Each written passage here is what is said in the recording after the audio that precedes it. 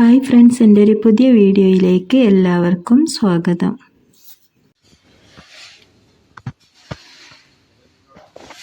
Hi friends, ഇതെൻ്റെ വീടിൻ്റെ മുറ്റത്തും കൊള്ളുമലും ആയിട്ടുണ്ടായ അരിക്കൂണാണ്. ഇങ്ങനെ ഉണ്ടായി നിൽക്കുന്നത് കാണാൻ നല്ല ഭംഗിയുണ്ട്. നമുക്ക് മൊത്തം പറിച്ചെടുക്കണം.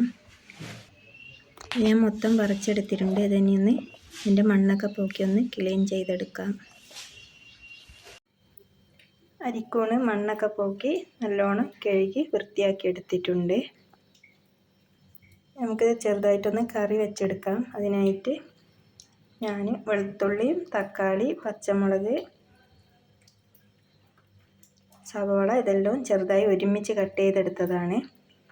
ഒരു ചട്ടി അടുപ്പത്ത് വെച്ചിട്ടിട്ട് അതിലേക്ക് വെളിച്ചെണ്ണ ഒഴിച്ച് കൊടുക്കും. വെളിച്ചെണ്ണ വെച്ചിട്ടുണ്ട്. കടുക് ഇട്ട് കൊടുക്കാം. കുറച്ച് കറിവേപ്പിലയും കൂടെ ഇട്ട് കൊടുത്തിട്ട് അതിന് ശേഷം കട്ട് ചെയ്ത് വെച്ചതും കൂടെ ഇട്ട് കൊടുക്കാം. പാകത്തിന് ഉപ്പും ചേർത്ത് നന്നായി ഒന്ന് വഴറ്റിയെടുക്കാം.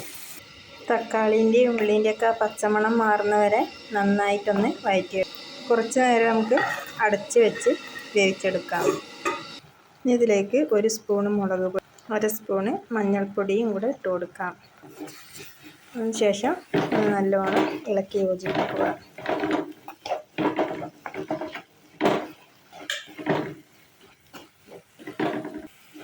പച്ചമുളക് കുറച്ച് അധികം ഇട്ടത് കൊണ്ട് മുളക് പൊടി ഞാൻ കുറച്ചേ ഇട്ടിട്ടുള്ളൂ. പച്ചമുളകിൻ്റെ രുചി മുൻപന്തിയിൽ നിൽക്കാൻ വേണ്ടിയിട്ടാണ് മുളകും പൊടി കുറച്ചത്. ഇതിലേക്ക് കുറച്ച് തക്കാളി സോസും കൂടെ ഒഴിച്ച് കൊടുക്കാം.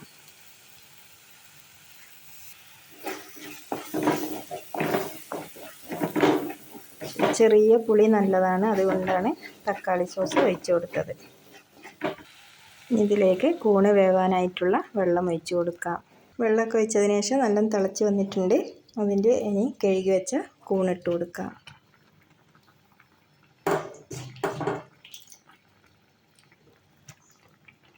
ഇനി ഇത് നന്നായി വെന്ത് കുറുകി വരട്ടെ. അതുവരെ അടച്ച് വെച്ച് വേവിച്ചെടുക്കാം. കൂൺകറി നല്ലോണം വെന്ത് കുറുകി വന്നിട്ടുണ്ട്. നമുക്കിതിലേക്ക് കുറച്ച് പച്ച വെളിച്ചെണ്ണ ഒഴിച്ച് കൊടുക്കാം. ഇനി ഗ്യാസ് ഓഫ് ചെയ്യാം. എൻ്റെ വീഡിയോ ഇഷ്ടമായിട്ടുണ്ടെങ്കിൽ എൻ്റെ ചാനലൊന്ന് ലൈക്കും കമൻറ്റും ചെയ്യണേ. അതുപോലെ നിങ്ങളെ കൂട്ടുകാർക്കും കൂടെ ഒന്ന് ഷെയർ ചെയ്ത് കൊടുക്കണേ. എൻ്റെ ചാനലൊന്ന് സബ്സ്ക്രൈബ് ചെയ്ത് സപ്പോർട്ടും കൂടെ ചെയ്യണേ. വീണ്ടും ഇതുപോലത്തെ വീഡിയോയുമായി എത്താം. അതുവരേക്കും എല്ലാവരോടും bye. Thank you for watching.